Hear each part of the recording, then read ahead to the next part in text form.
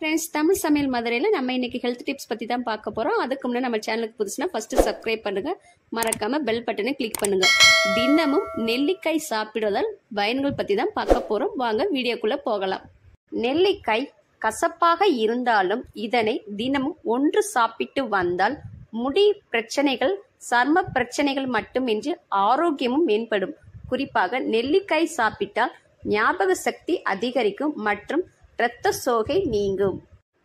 நெல்லிக்காய் உடலில் இரத்த ஓட்டத்தை மேம்படுத்தும்.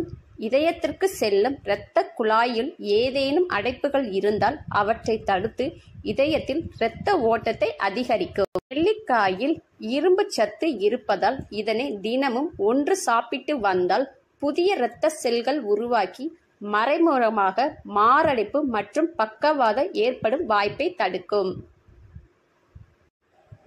வைட்டமின் சி மற்றும் பிற ஆக்சிஜன் ஏற்றம் சருமத்தை இளமையாகவும் பளபளப்பாகவும் வைத்திருக்க உதவுகிறது. நெல்லிக்காய் மலச்சிக்கல் மற்ற பிற செரிமான பிரச்சனைகளை குணப்படுத்த உதவுகிறது. நெல்லிக்காய் உடலில் உள்ள நச்சுக்கள் வெளியேற்று வளர்சிதை மாற்றத்தை அதிகரித்து உடல் எடையை குறைக்க உதவுகிறது. ஒரு சின்ன நெல்லிக்காயில் 600 மில்லிகிராம் வைட்டமின் சி இருக்கிறது.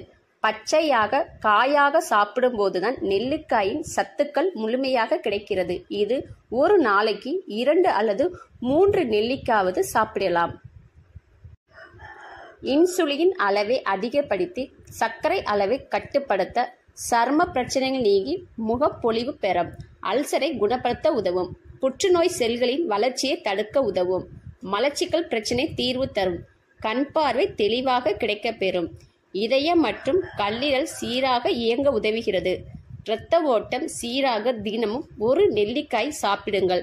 மற்ற பழங்களை விட நெல்லிக்காயில் வைட்டமின் சி அதிகம் உள்ளது.